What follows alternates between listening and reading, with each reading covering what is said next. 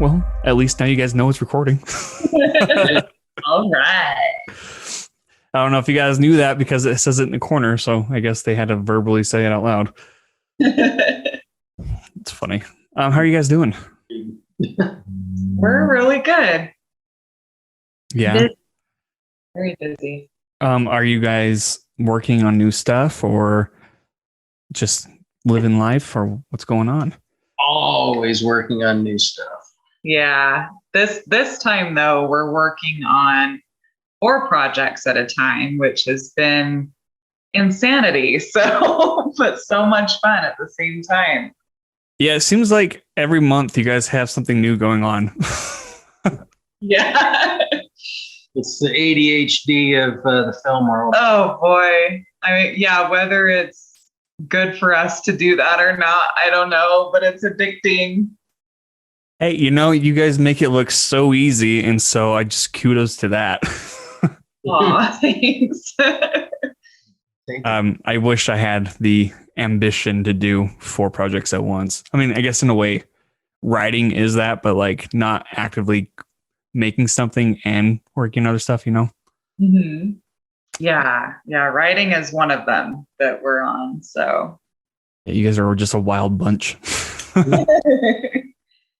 All right. Well, let's have you guys introduce yourselves. This episode will be audio only, so for those who want to see them, you're gonna have to follow them on all their social media stuff. All right.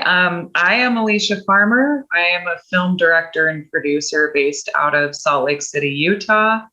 I've been doing this probably since about 2016 is when I seriously got into it. And prior to that, I was an actress and model. Yeah, I'm John Farmer, and I got kind of sucked into the film industry with Alicia. I dragged him into it. Yep. Not even You're gonna like it. not even kicking and screaming. I was like, "Woo, this sounds fun." But yeah, my strong points are in the music industry and supporting local musicians. And so marrying the two together, local film and local music, seemed to be really kind of a beautiful match. So yeah, that's how I got started. I've been in the music industry for 3 decades, and I'm all about building our community, be it through art of some form and mostly through music. Yeah, I've noticed. So I know you guys through the Utah film community, mostly from the festival of the last couple of years, if I'm not mistaken, right? Mm-hmm.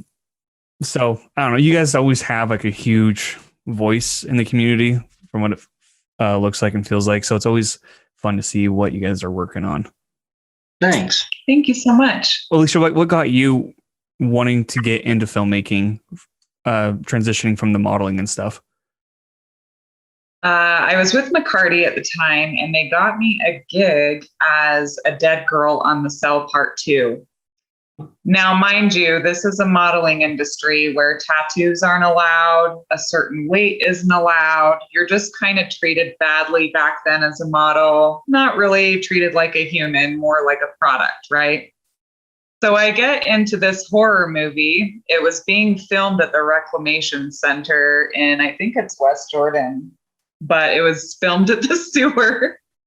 And they had staged the whole catacomb system with water and fog. And I mean, it was great. And I was working with Chris Hansen, really fantastic effects artist. I'm sure you've heard of him around. Yeah. He's local as well. And he built this prosthetic on my chest to where it looked like I got my heart ripped out. And needless to say, I was just hooked after that moment, not only with the acting side of things, but also with the behind the scenes and the trailers and, how does this all work? I just wanted to figure out all the departments, and I was very fascinated. And so it took me until 2016 to actually get an opportunity behind the lens and film.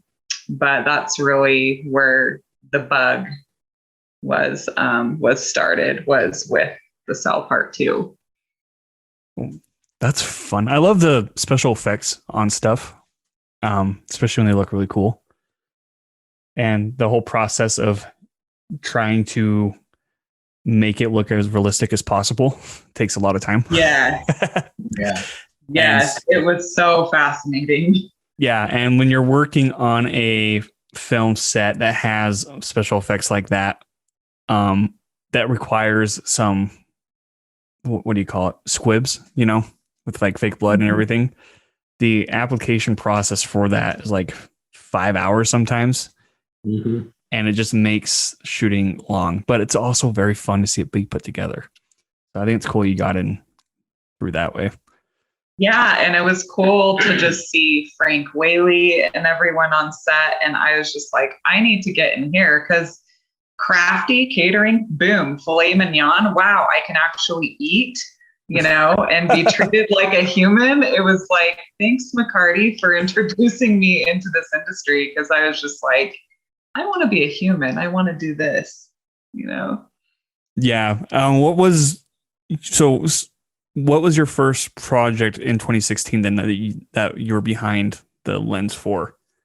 It was actually my very first producing opportunity, and I did act in it as well. But Stephen J. Brown actually gave me the opportunity to produce, and I knew nothing about it. So going in completely blind, trying my best to learn all of the different cogs really, really helped. And then pretty concurrently at the same time, right after that, it was right after that we started doing a bunch of 48-hour film projects. And just the guerrilla, like, oh my gosh, we have to write, film, edit, and post and everything in 48 hours and make this something beautiful, taught me everything I think that I needed to know to become a film director. So fun fact, if you ever don't want to go to film school and you want to learn it and learn it hardcore, do the 48-hour film festivals, guys, because it will teach you, maybe not in the most mellow of ways for sure. But it taught me a lot about the whole process. I have never done a 48-hour film festival project. Well, I think it should be required for everybody at least once in their life, because it will it's fun and mind numbing. No sleep. For me, my first 48 was so intense, and yet it was an instant family. Mm-hmm. And you learn so much so fast, and it shows your capabilities as not only a filmmaker, but what your tolerance level is. And it really brings out the best and the worst in you. But at the end, you get to see this product, good, bad, or indifferent. And I think everybody should at least try it once, just for the experience of it. I think it's a lot of fun. It jump-started our career in the sense that for the 48-hour Film Out project, which is the LGBTQ version, the moment at the end of Questio when we heard the audience gasp, like literally, the whole audience, and this was for the Damn These Hills collaboration as well. So it was a combo of the people from Damn These Hills and also the 48-hour film festival people coming together for these showings, these screenings. And when I heard the audience gasp and we got Audience Choice Award, that was the moment when we knew that we had something, that we could make people gasp and give them some kind of affect. Mm-hmm. That was really the moment where we were like, we want to do this and we want to do it a lot. Yep. That's exciting. because I don't even know exactly how the 48-hour works. It's on my bucket list to do eventually. But so for those of you like who like, can you explain the process of like how it actually works? Yeah. So how it works is you get a team together, both cast and crew, and you say, hey guys, we don't know what we're going to be doing, but let's make a movie. And so on the morning of kickoff, you get an assignment of genre. You get an assignment of certain things that have to be included in the project, like certain lines, certain props that have to be there. And certain names, character names. Yep, character names as well. So you're given these parameters and then they say, okay, go. And so right then you have to start writing. And a lot of people will have a loose concept coming in of they kind of know what they do and they're crossing their fingers for a certain genre. I hope I get comedy. Yeah. So it's like, okay, go. And it's this big race, right? Because you have to write everything. You have to film it. You have to score it, color it, edit it, like just everything, the whole process. And it's then there's a deadline at the end of the 48 hours, and you have to have the assets dropped off at the deadline or you're disqualified. It is literally a race. We were editing all the way up to, I mean, in the car driving. Yeah, still in the car, like, oh my God. Yeah. It's so intense, but at the same time, it teaches you so much about every single facet that goes into filmmaking. And so I highly recommend it. It's a challenge for any filmmaker. Yeah. So does each group get a different genre then, or is it like the same genre across the board? Nope. Each group gets a different genre, but they have the same parameters of the different props and things and the lines and. Oh my God. Yeah. So the judges base everything on, whether or not you adhere to the parameters, but also the final product and how it looks, right? So you're not going to see a winner of certain categories or an award unless you hit both, right? Or at least the parameters. Yep. But it's crazy because you see like, oh God, our sound was botched. You know what I mean? Oh my God, our sound was botched, but at least we got it done and here's the finished product. And then other times it's like, wow, this thing was pretty much perfect, you know? And it's interesting. Well, I kind of want to try it now. Is it Utah Central or is it kind of across the nation? They have them. It's worldwide. There's actually Brian Higgins he's the director for Salt Lake. Yeah, but we have there was a story. It was in Vietnam where the city was in lockdown and they had the 48-hour film fest, and the filmmakers. I mean, to talk about like dedication to the art. There were filmmakers in Vietnam that. The location was actually inside the city. I think it was Ho Chi Minh City, if I remember right. And it was in lockdown. So they had to like sneak into the city so that they could get their film out.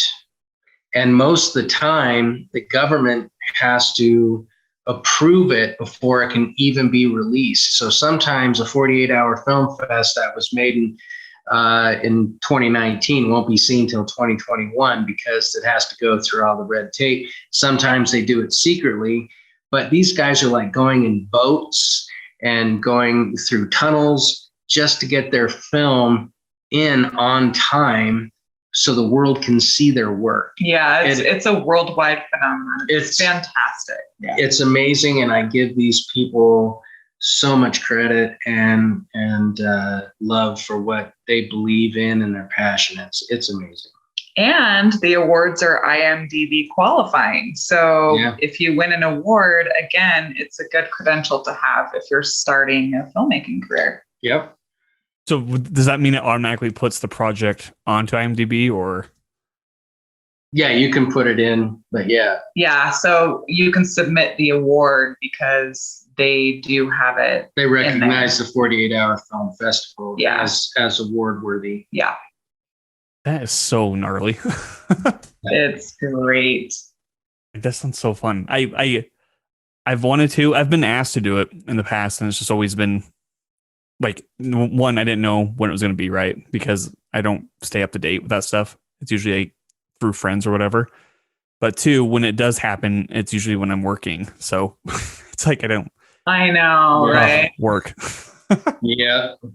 Yeah, we got pretty lucky in the sense that both times it was over a weekend, and we weren't working those weekends. So yeah, it's a ride. It is a roller coaster ride. I'm gonna do it. I'm gonna do it within the next 2 years. You guys have to hold me to it. They've got, I believe there's 3 of them a year. And 3 of them a year? There's a Halloween one, a Christmas. The other ones are not 48 though. They do it by, like, I think some of them are 10 days, 5 days. Yeah, some are 10, some 5. But the actual 48, there's only one. Yeah, there's only one. And then within the Filmulate family, there's like Dark Christmas, I'm sure that you've heard of. What's the Halloween one? I can't remember. Demon Fest. Demon Fest. Yeah. So they do them for holidays too, but the parameters are a little bit different. Well, shit. I kind of feel like, go big or go home with the 48-hour. I know. Yep. Like it sounds so inviting to be like, oh, I want to see if I could pull this off. Like, it's crazy, Chaz. It is. But seriously, it jump-started what we're doing here. So. Well, my first video that I saw from you guys was actually, is it The Girl on the Walls? That was one of them. Yep, yeah, that was a 48. That was a 48? Uh-huh. Mm-hmm. What? Yeah. Oh, you could never tell. I don't, yeah. What? Yeah, that was a 48-hour film festival contest, and it turned out beautifully. Mm-hmm. That was the one where and Ryan Davey was the DP director. We produced, and I acted in it. And so. And got a concussion. Yeah, I got a concussion. It was great. God. I sacrifice for the art. I do what I have to. Yep. Anyway. But yeah, that was a 48. Well, I'm speechless, honestly, because it looks high quality. Like, yeah, that's incredible. Again, that's a big prop out to Ryan Davies. That guy, Ryan Davies. Ryan, yeah, he is amazing videographer and director, and so he and what's her name? Why am I drawing? Melinda Yeaman. Melinda. Yeah. And then Jason did drone. We it was Jason, crazy. We had to go do drone work. I mean, everything in 48 hours. Orem for climbing walls. Yeah. That's where we met our spider, who's with us to this day. Yeah. So big shout out to all those guys. Everybody that was part of that film. Oh, and then who's the girl on the wall? I'm drawing a blank on her name. Megan Ashley. Megan Ashley. Yeah, she was actually really sick. So when you see her coming out of that closet, that's not really a lot of makeup. She wasn't doing so well. She wasn't feeling hot that day. So not much makeup needed, but she powered through it, and so big shout out to everybody involved. Oh my God, I didn't realize that was Megan. She was on the podcast quite a bit ago, but she's awesome. Yeah. That's awesome. Okay, well, John, let me ask you a question then, because you said that you got your start with music. How have you transitioned from that field into the film? Because I'm sure it kind of overlays each other, like with similarities, but there's also probably quite a few differences, right? Oh yeah. I mean, as far as you still have the production value. You still have to work with producers. You still have people that you have to work with to create. Even the vision of sound is, very true to form. So, you have to, it's a very similar process in a way, because you have to come up with something creative. Oh, take one, take two. Yeah. Oh, take one, take two, take three. Oh, is the rhythm right? Is this, all of these things that are happening. So, so for the transition artistically, they're very similar. Production wise, obviously, the only thing you have to worry about is audio, whereas in film, you have to worry about video and audio. So there is that extra component. But the whole point of music is to make you feel something. And so that's what I love about being the music end of the film industry, is that you can, for me, I know thousands of different bands worldwide. And so their music can fill gaps inside of film that will make you laugh, or will make you cry, or make you scratch your head, or, it will inspire you. It can disgust you. It can make you feel good. It can make you feel sad. I mean, music is kind of the linchpin, in my opinion, for film. Because if you put the wrong song in a place, best example I have is like the end of Forrest Gump, when he sits down and the little feather starts floating away and all that. If you were to put circus music in there, you just killed the entire movie in one fell swoop. Bam, it's done, because you're playing the wrong song. But you hit those right chords and you just start pouring out tears. So for me, music is probably one of the most important things to the film section. And that actually has transitioned for you, John, into scoring, right? With Polygamy Gone Wrong, and also producing music. So we produced the music for Avocado Toast. I don't know if you've seen that yet, but I saw the trailer. It has Lorenzo in it, correct? Yeah. Mm-hmm. Yeah. So the music that's in that, we were able to produce. Yeah. And again, that's simply because I worked in the music industry for so long, and I have so many bands. And they wanted local. Yeah. And they wanted local. So, and honestly, I think in this day and age, local music is a hell of a lot better than what the industry is pumping out there and shoveling in people's heads. Utah's a treasure trove. Yeah, I mean, Utah has one of the most unique communities and social structures for music, that you can basically pull any genre out from this state, and it's Grammy worthy, in my opinion. And I think independent music is a hell of a lot better than what the industry's putting out there today anyway. So why not give these filmmakers some of the best music, and you're helping locals. You're not feeding it to a studio. You're not paying a studio off to play a song that these talented musicians created. You're giving it directly to the musicians themselves. Mm-hmm. And that's the entire point of it for me, is that take out the middleman and give it to the guys that actually made the music, not the guys that are profiting off of the music. Right. Yeah, I actually agree with you. Because a few years ago, I was thinking, like, there's so much benefit of asking local bands or just local artists, to help out with a project that's also local. They love it. Yeah, because then not only are you spreading the word about their craft, but they're also spreading the word about your craft. And it's really just like a scratch my back, I'll scratch your back kind of situation, which Hollywood's not really known to do. Yeah, and it builds the community. Yep. It builds the artistic community, and especially in Utah, to be able to bring art to the surface, and like controversial art, like again, Polygamy Gone Wrong. That is, just the name in itself is going to denote like controversy, and it's an art piece, but the music out there and all of that, it's meant to be brought to the surface. It's meant to make you feel uncomfortable. It's meant to create a conversation.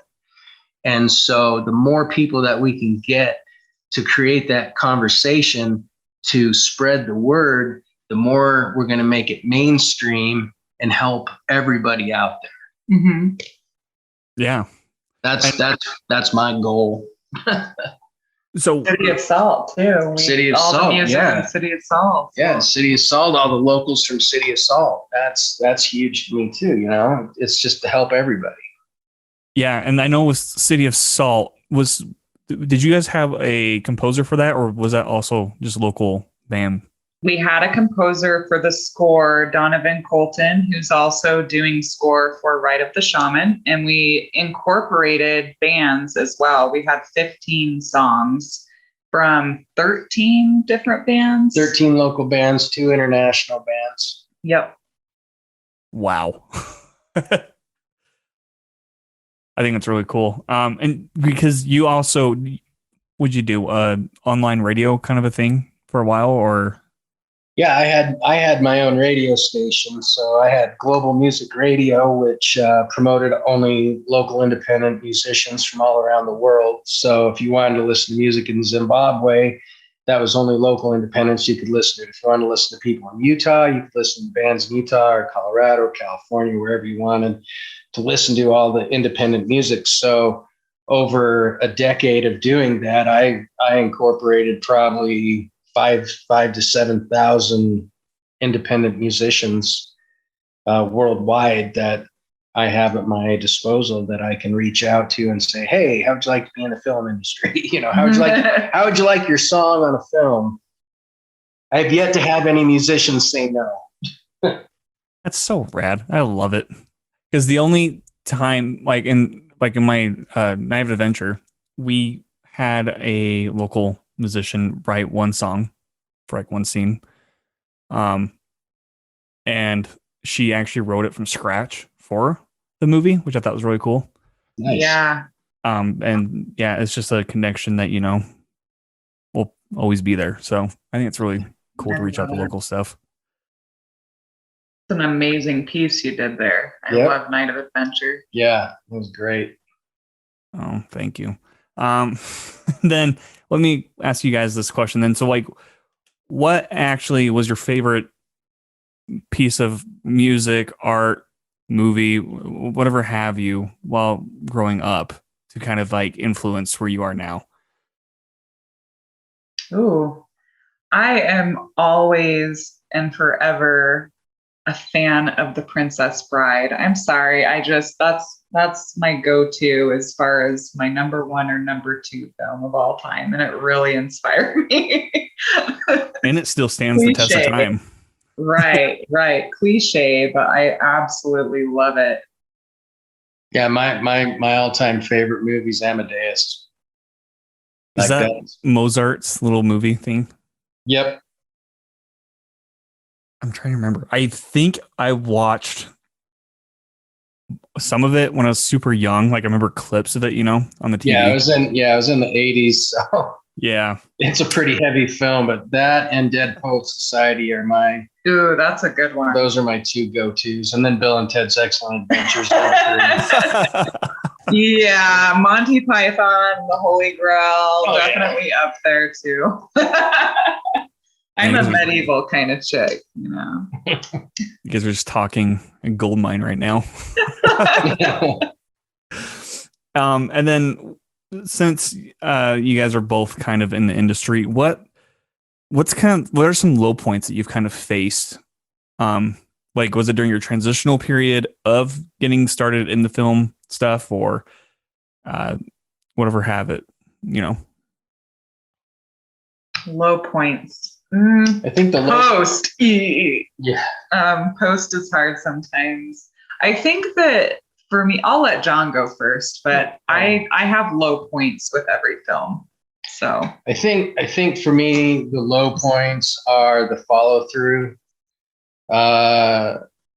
it's it's hard. I mean, again, filmmaking is not easy.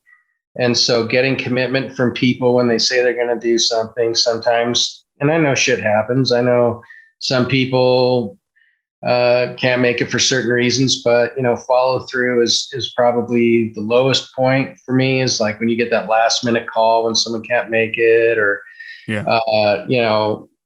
Just those little things like that. I think that's probably the low points, is getting through that. But then the high point is the same thing, is that even though the follow through is not there, you find a way and a method to be able to make it work. Solution based, and so even though that's a low point of people that tend to fall off at the very end, I call it runner's fatigue.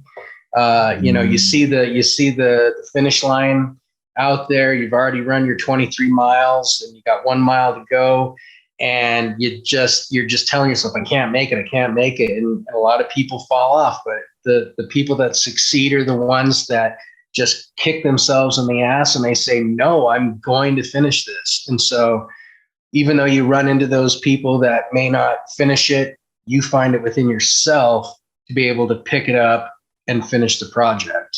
And so that also is the high point of it too. Yeah, it's an area of opportunity. Like, it's not a failure, it's an area of opportunity. Yeah. To find that solution and maybe work with someone last minute that you will collaborate with in the future. So. Yeah, it opens a lot of doors for a lot of people in the end too. Yeah, I love finding solutions, especially like if you have a busy day and then something happens with I don't know, like you said, with like talent or some sort of technical stuff with like equipment, kind of have to find a workaround for that.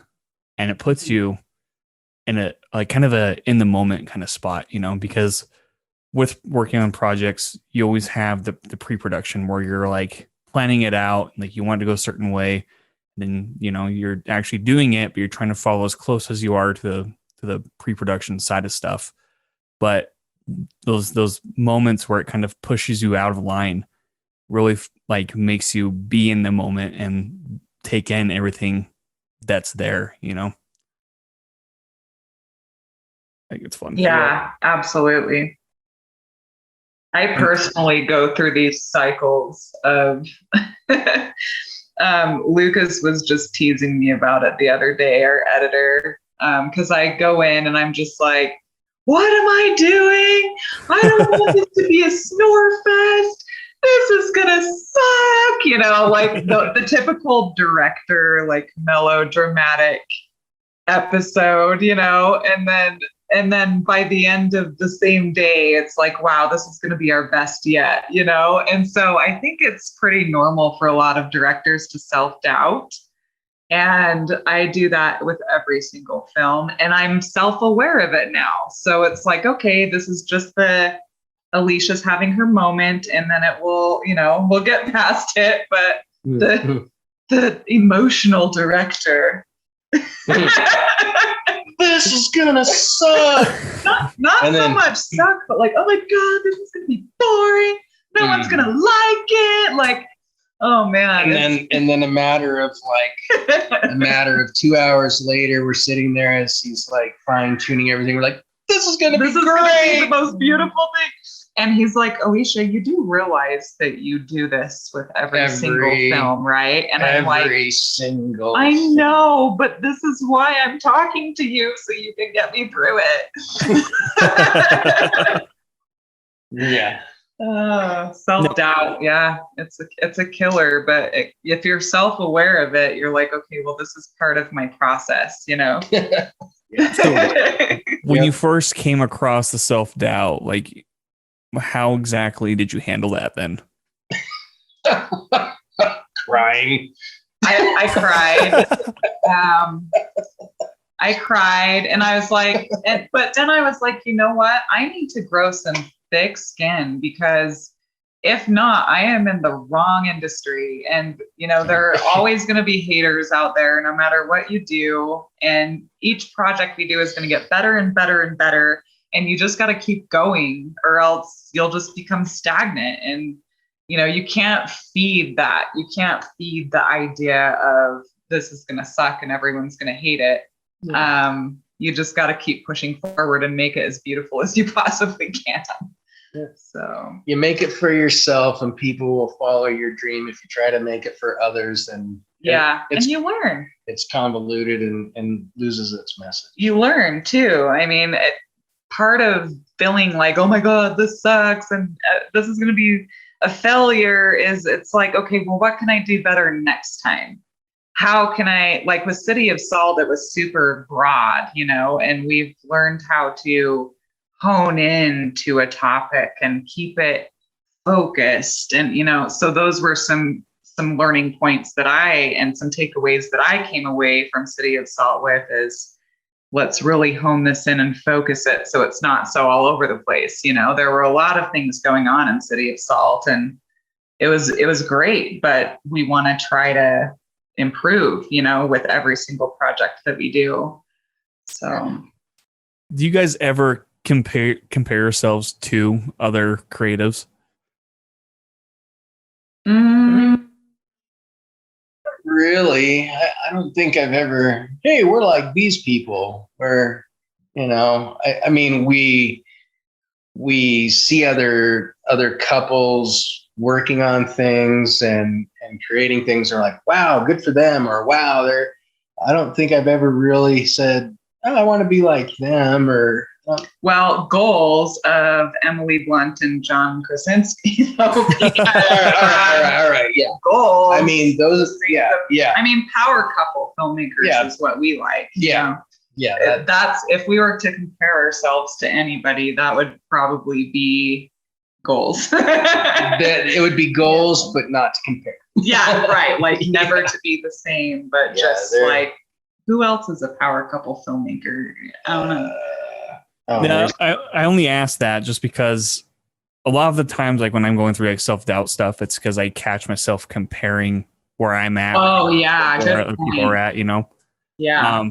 So if and I know not everybody does that, and like it's probably just a really me personal problem, but I was just wondering if you guys went through that as well.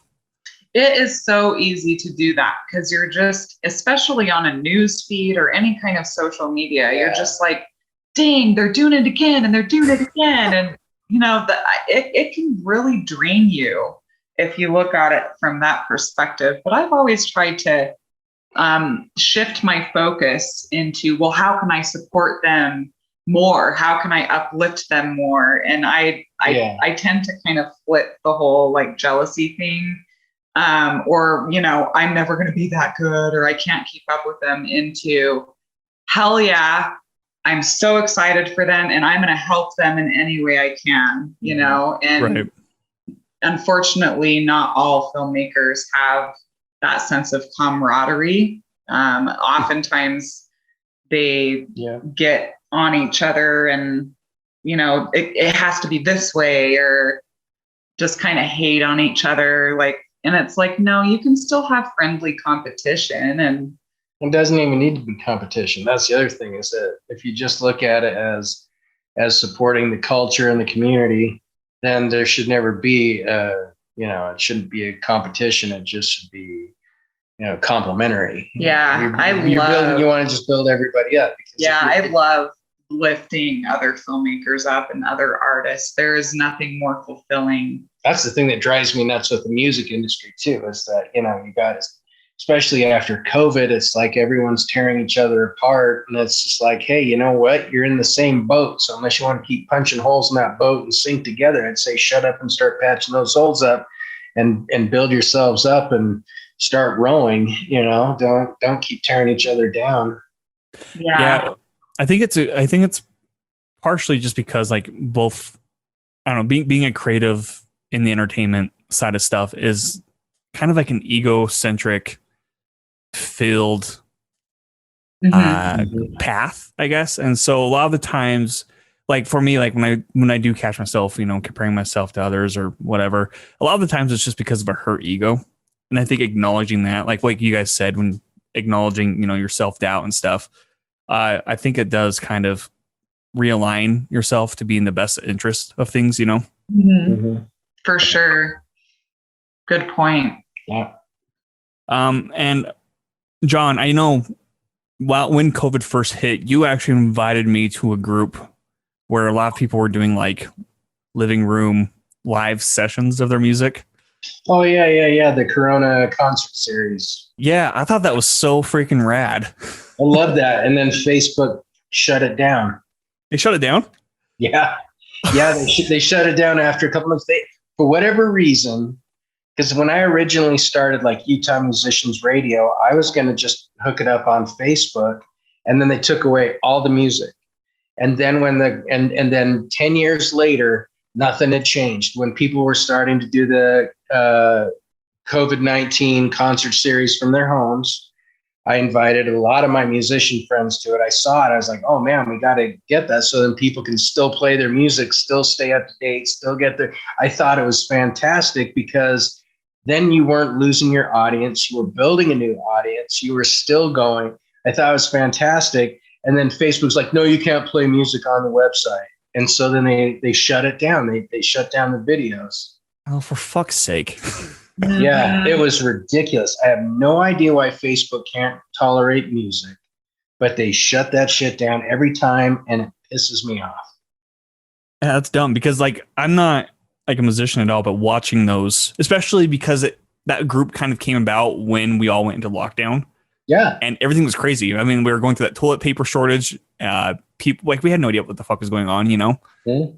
And seeing all these people just producing their music and doing like, you know, these live shows, I was like, oh my God, we're all in this together still. Like everybody's trying to make the best of like what they have. Yeah. And I thought, you know, it's like, to me, that was like the beginning of a new era. Yeah. That was like, hey, we can advance and utilize this technology and still get our message out there and still entertain the masses. And it was like they were trying to take that away. And when you take away creativity, when you take away art, when you take away music, you are denying society the ability to grow and to be creative and dream. And when you take that away, it just infuriates me. And it, you know, so I love that they kept going. I love watching musicians fight the system and find their way and still get their sound out there. Artists, the same, filmmakers doing the same thing. I commend all the artists out there that continued even during this most diverse, craptastic time in history. Mm-hmm. And history that we're living in right now. Can't talk about the 40s, but you know what I'm saying. You know, for a pandemic, let's be real. Let's keep those creatives going. You know? Yeah. Did you guys ever think you'd live through a pandemic in your lifetime? No, but the 80s sure started building us up for that, didn't they? With all their end of the world, you know, television shows and zombie apocalypses and all that. It's like, it's going to happen eventually. And now we got a TV star in office. There we go. Oh, boy. You're welcome.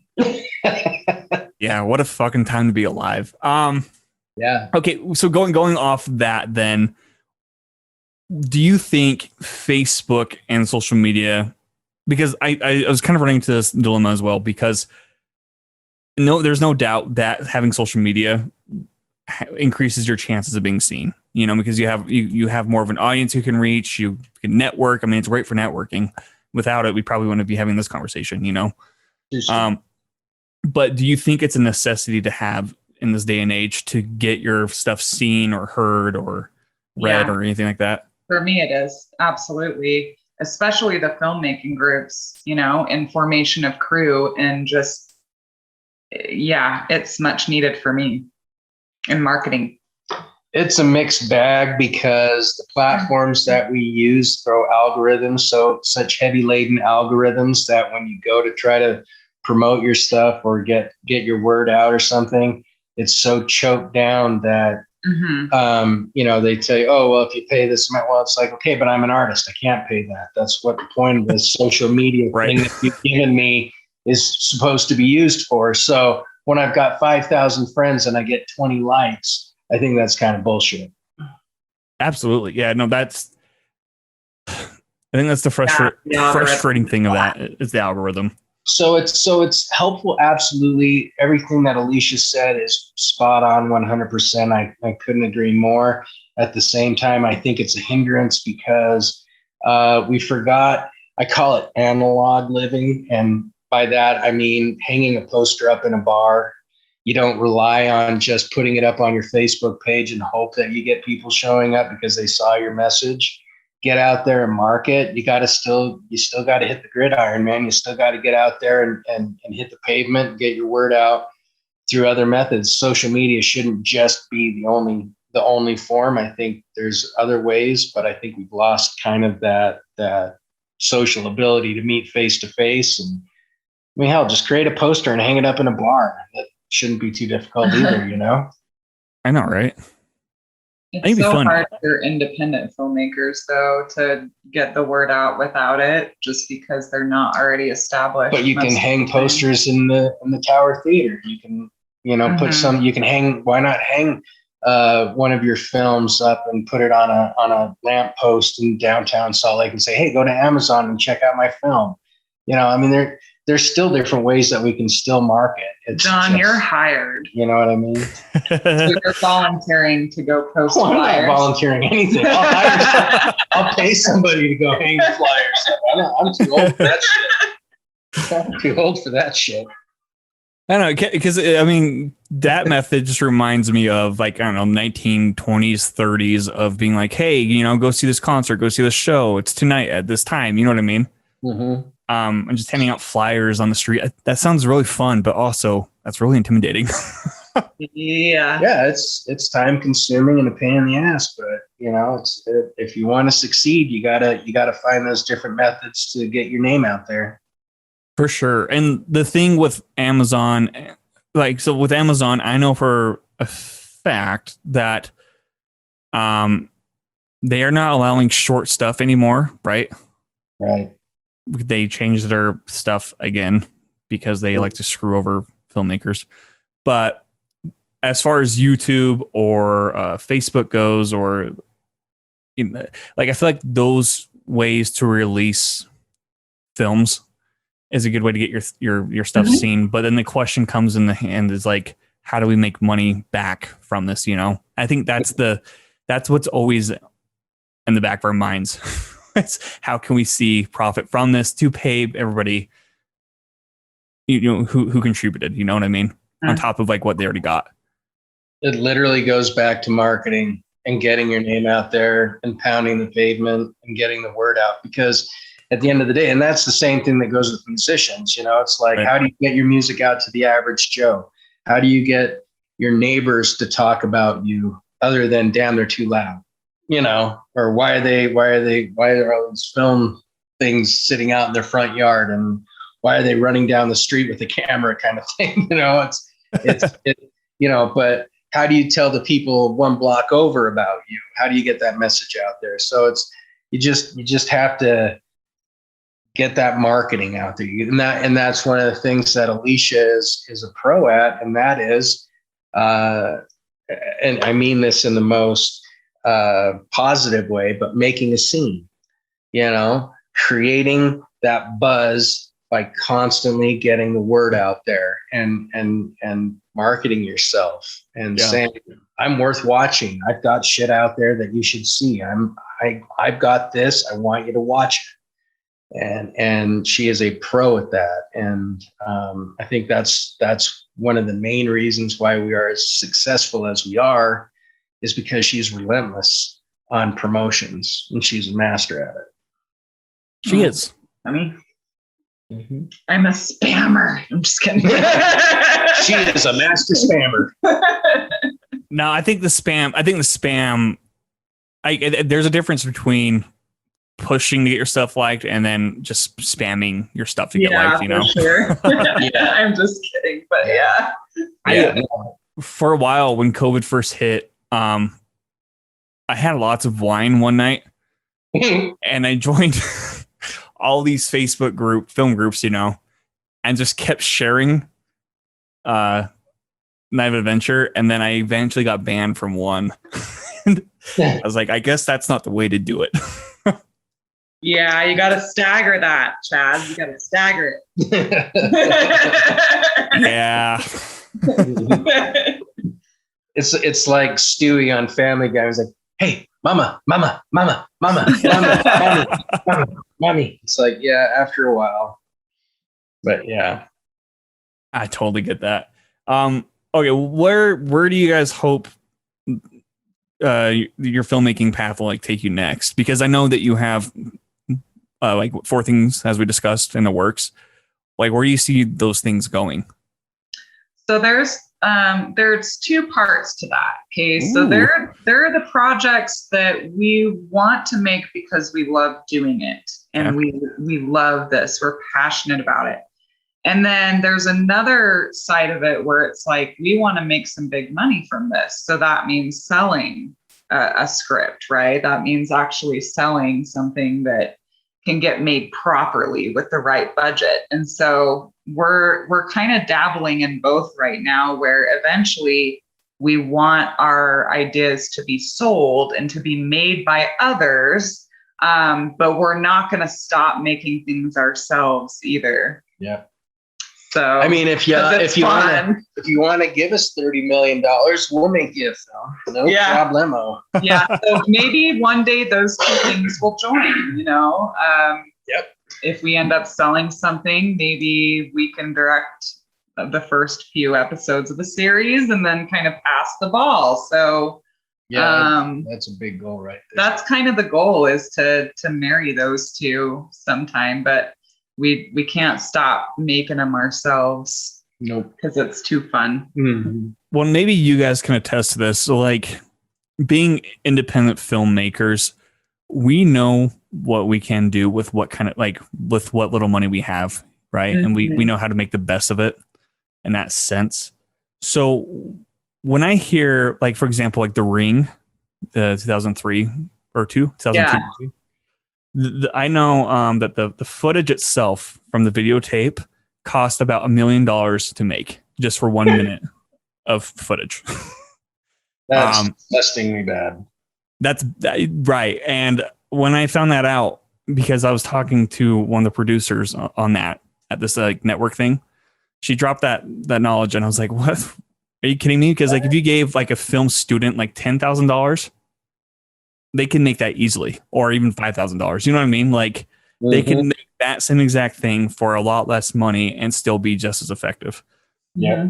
So when we get our opportunities on these bigger projects, in the end, it's like they're saving money. Like, the studios will be saving money, right? Knowing that, because I feel like, especially with, I mean, like, if we look at like who's doing it? Is it Legendary with King Kong and Godzilla and all those movies? Mm-hmm. All those filmmakers that have been attached to those, like Gareth Edwards, Michael Daugherty, blanking his name, Adam Wingard, and then there's one more, Jordan something. Anyways, they're all in the independent community, or that's where they all started from, and they've made massive profit off those films alone, right? Mm-hmm. And I'm sure the studio keeps hiring them because they know that if they give them less budget than, say, $1 million to shoot what, like a 1 minute footage, right? Then that they're still making profit off that. And so I'm excited to see independent filmmakers make their way into these bigger projects, and I hope that you guys do that same thing. Thanks. Yeah. Thank you so much. Yeah, it's same. You know, it's, we want the same for you. It, but at the same time, it's like, let's bring in some money. Yeah, right. Big money, you know.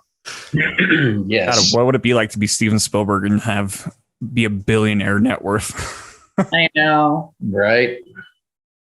So I can't imagine that. That's how little money. Like, $1 billion is so hard to comprehend, you know. But they throw it around like it's everything nowadays. So, whatever. Oh, $1 million is like $100,000. Yeah. Back in the day. How many millions does it take to film one episode of Handmaid's Tale? You know what I mean? Like, it's crazy. It is crazy, yeah. And I think, I mean, a lot of that has to do with union and contract rates. And I know, like, just from other podcasts I've listened to, when you work on those bigger projects like that, the unions prevent you from touching a camera. So if you're a director, you can't touch the camera unless you're part of one of the unions. The guilds, yeah. And which would throw off anybody in the independent stuff because like we're so hands on, you know, like we stay after a set is wrapped and we help clean it up. We help put all the lights away. We help pack everything. And then we sit and talk afterward. You know what I mean? Yeah. Whereas all these other ones, they don't really do that. And it's because time is of the essence and time is money to them. Absolutely. You know what was really cool though to hear from my daughter, who's like the biggest film critic, especially as a 14-year-old. We were reviewing just rough footage last night from Ride of the Shaman, and she said, "Mom, this looks better than most Hollywood films that I see," and that just melted my heart. Fuck yeah! I was just like, dude. You know, it's stuff like that. Like we can do it for much less and it will look better. So, right? I watched a YouTube video yesterday about lighting. And I mean, this guy was saying, you know, like you could film with like this $800 light or whatever. And I'm like, yeah, because I have $800 laying around. You know what I mean? Yeah. Dude, that's a privilege, sir. Yeah, and that's why I laugh so hard at these YouTube videos because they're like, this is how I set this film up. And then you could do it for cheap, right? But all the equipment they're shooting with is not cheap at all. But this guy mentioned that, you know, you could do these same shots with an LED panel and use the same techniques. And so what he mentioned, though, with the lighting, and I never like kind of made this connection, but they call it, it's the light in the eye, essentially. Mm-hmm. And you want to make sure, according to him, because like, he used a good example for this, but like if that's in the eye, like the eye glint or whatever, this shows that the character has life. And then he used Peter Jackson's King Kong as an example, and he actually mentioned how it fades when he dies. I was like, what? That's incredible. It blew my mind. And so now going forward, it's like, because I was watching Indiana Jones and I noticed like every shot they had the eye glint. I'm like, do they ever get annoyed knowing that's like a light reflection? But I guess that's not a bad thing, according to this guy. Mm-hmm. So I don't know. It's just learning stuff on YouTube like that, how you can apply stuff now for free. I mean, then YouTube's like free education, you know? Mm-hmm. Like you said, we could do stuff for less and make it look as efficient. Mm-hmm. So, well, there's that. What are your guys' fears of doing this then? Never being able to travel because I'm dumping all my money in film.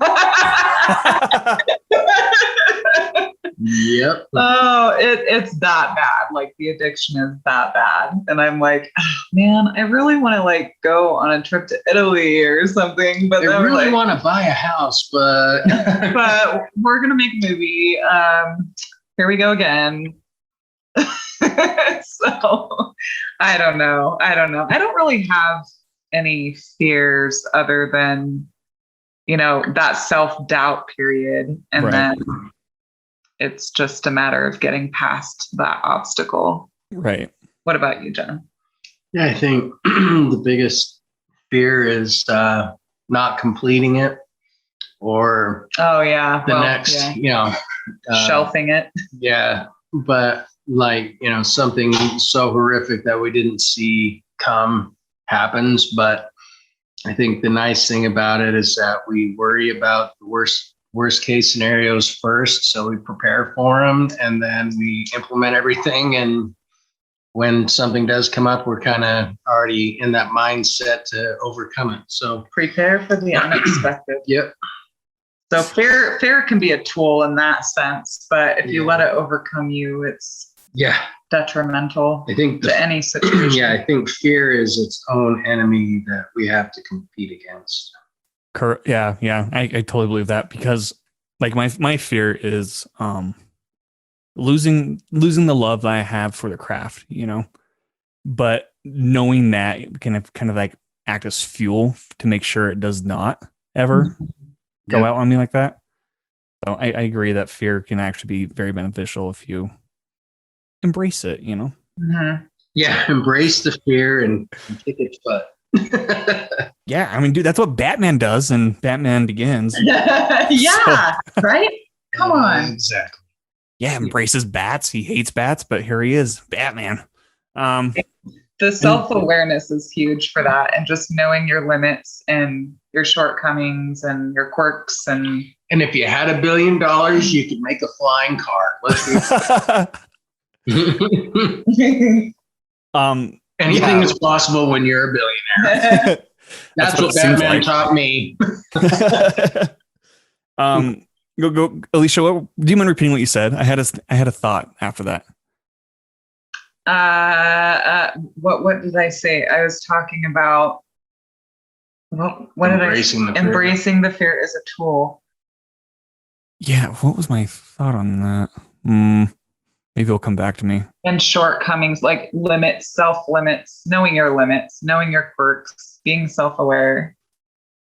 Right. Oh, I think, okay. When we see if I can phrase this correctly. I feel like when I don't know how to phrase it. Whatever. Sure. We'll move on. It'll come back to me later. And I kind of like to wrap this up with asking just two questions.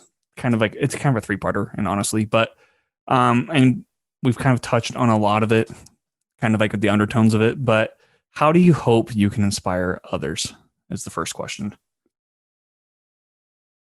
Oh, I mean, that's kind of one of the base core values of Zepstone is making sure that our message is always positive, that we want to leave a good, I mean, that's really kind of what our goal is to our message, like right now with Ride of the Shaman, it's about overcoming obstacles and finding yourself and finding your voice and being able to get through the hard times. It's the same thing with the City of Salt. Mm-hmm. That was, coming out and getting through those obstacles and finding your voice. And even as obscure as it is, even Polygamy Gone Wrong is about finding your voice and beating adversity and literally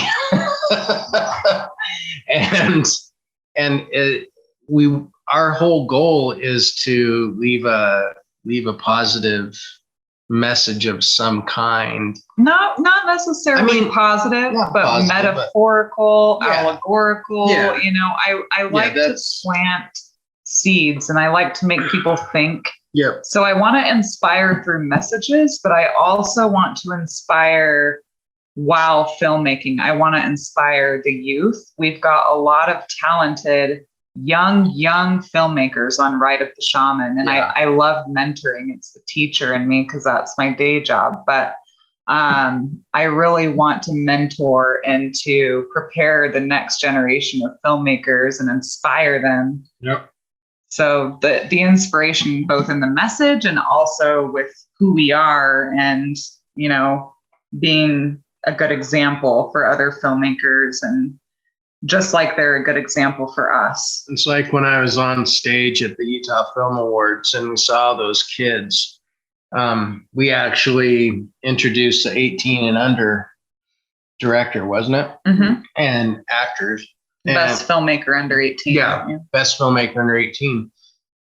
And just seeing all of the talent that was up on the screen and all the kids that were in the audience, like J.D. Allen's kids and all that, and the parts that they play in his life and on film, and just seeing those kids being inspired, and even our kids watching how films are made and inspiring them to be filmmakers, writing books or writing screenplays or all that.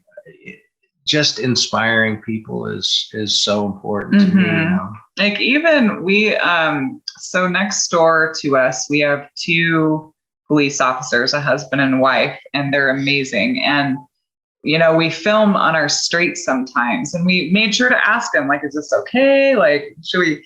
And they're like, no. You are a really positive example on this community. Yeah, you're a positive influence in the neighborhood.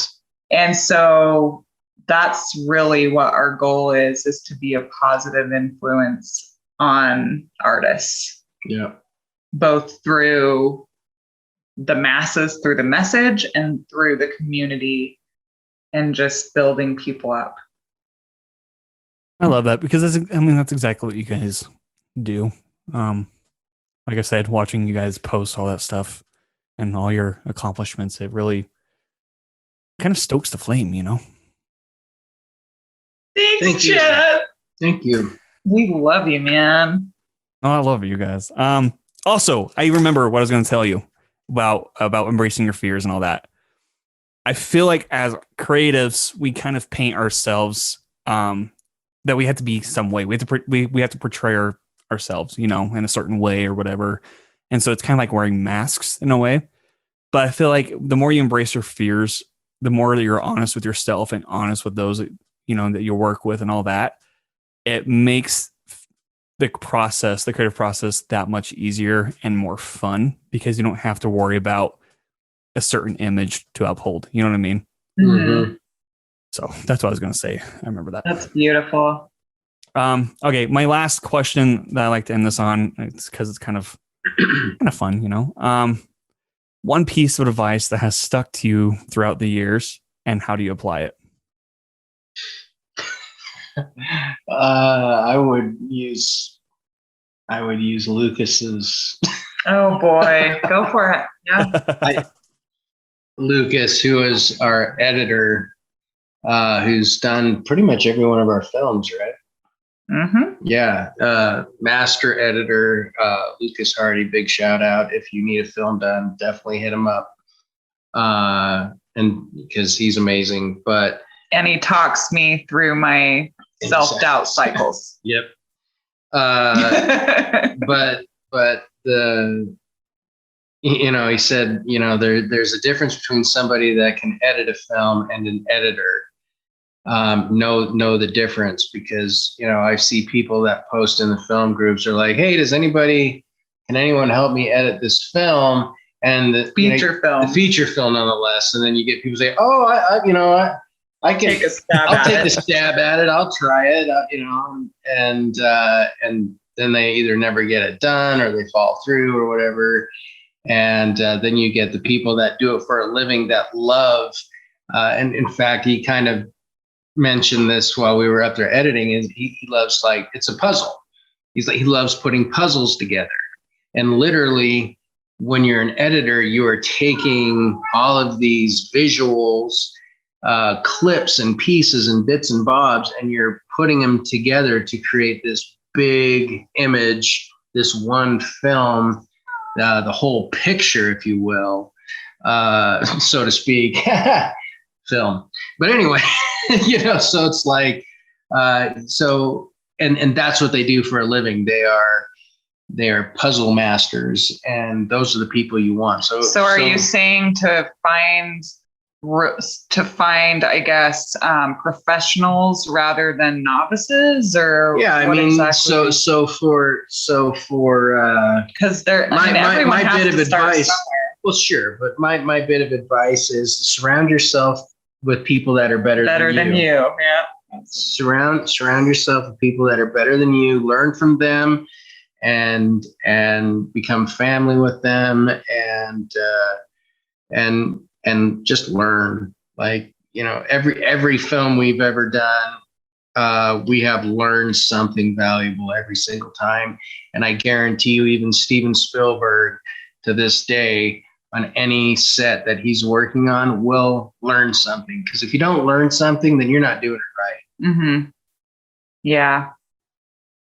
I agree. So, I mean, because like if you are working on new stuff and then you don't learn anything, you just become stagnant, you know? Like, what's the Yeah. point then? Yeah. I mean, if you're not learning something, then literally you're not doing it right. Mm-hmm. You're going to sleep, you're apathetic, and it is going to be as mediocre as much energy as you put into it. So Right. learn, absorb it, embrace it, and learn. Always be a student. Well, Yeah. and I also feel like I mean, every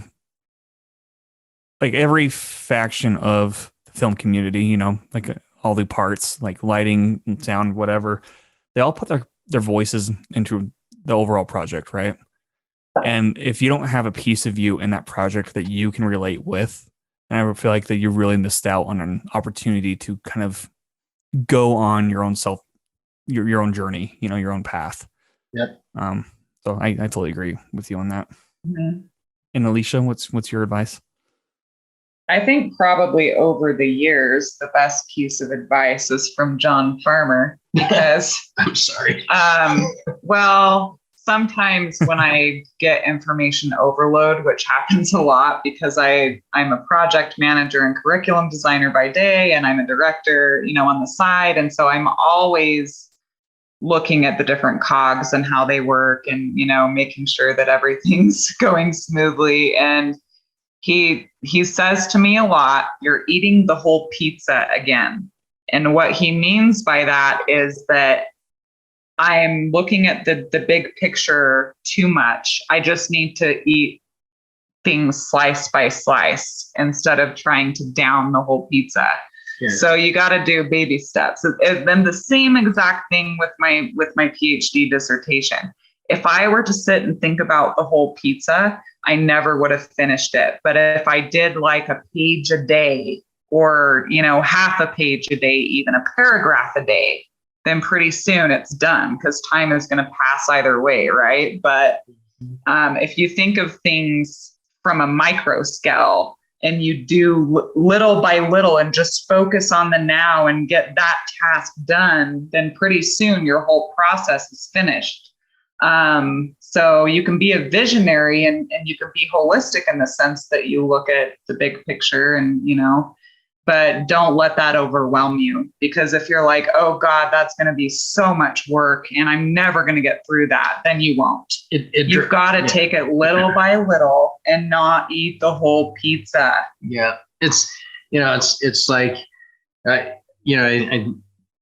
it's like when she gets overwhelmed, I'm like, you're looking at all this stuff, you're loading your plate up with all of this stuff and you're not going to eat the entire plate. You've got to take it one bite at a time. So it's the same thing with the analogy of the pizza. It's like you can't swallow an entire pizza. You're going to choke yourself and die. You got to take it slice by slice. And even on each slice, you have tomato sauce, you have cheese, you have pineapple. You've got all the little intricate pieces even on those slices. So just take each little bit on the slice of pizza and then start nibbling on that slice. And before you know it, then you'll have had the entire pizza and high cholesterol. You're good. Yeah. So metaphor. Pizza, man.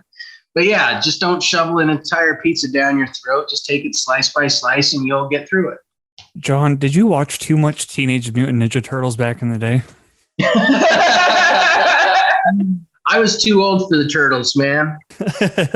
But yeah, I am totally, what's his name? Michelangelo. Hell yeah. That's fun. Okay, well, guys, thank you so much for coming on. Where can people find you and your latest projects?